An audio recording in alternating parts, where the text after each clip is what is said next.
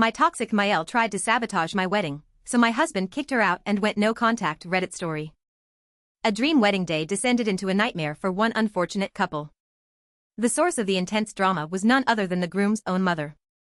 It all culminated when security guards were summoned to escort her from the venue. How could a mother's attendance at her son's wedding possibly lead to such a dramatic removal? The chaos ignited when the mother-in-law entered the bridal suite, claiming she wanted a special moment. But that special moment rapidly devolved into a vicious attack against my new father-in-law. She fabricated stories of past abuse, painting herself as a long-suffering victim. I attempted to stop her, pleading for only happy and positive energy on my big day. She refused to listen, insisting she had to warn me about the family I was joining. I finally reached my limit and politely requested that she leave the room for a while. In that instant, her facade of concern completely crumbled away. She furiously accused me of poisoning her son against her, escalating the situation dramatically.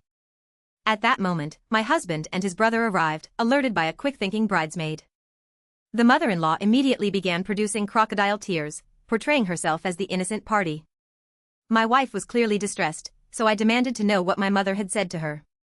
Rather than apologizing, she launched an attack on my wife's most private vulnerability. She targeted my wife's health issues, cruelly implying it was a sign she should never be a mom. She even expressed hope that if my wife were barren, I would finally see her supposed red flags and leave. That was the absolute final straw. The only red flags I have ever ignored were yours, and that behavior stops today. He then unleashed years of suppressed frustration, exposing her relentless negativity and manipulation.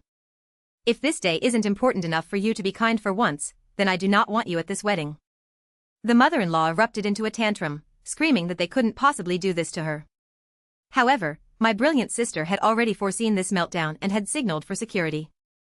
As she was led away, still weeping and protesting, she gave her son one final, menacing glare.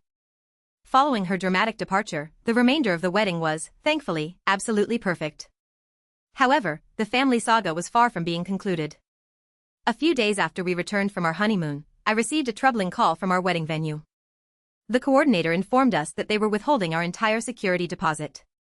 The shocking reason was that the cleanup crew discovered evidence of prohibited substance use in the groom's quarters. In my heart, I instantly knew exactly who was to blame. The husband and his brother resolved that it was time for a definitive final confrontation. We went to her home to establish firm boundaries, once and for all. When challenged about the lost deposit, she deflected, blaming the venue for not posting no smoking signs. She even suggested that my wife's affluent father could simply cover the expense, displaying absolutely no remorse. But the most stunning revelation was still to be unveiled. She confessed her secret plot to completely hijack the wedding ceremony for her own glorification.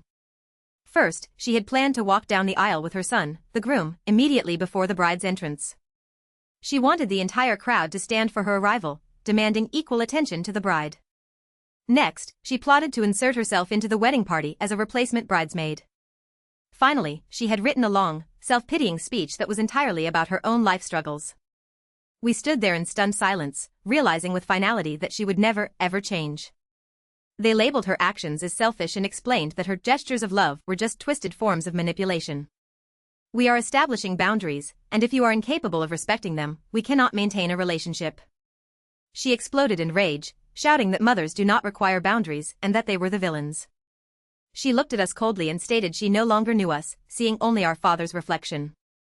The brothers said their final goodbyes, at last closing a painful chapter of their lives. They returned home not with a sense of loss, but with a deep and profound feeling of peace and healing. Double tap the screen for good luck.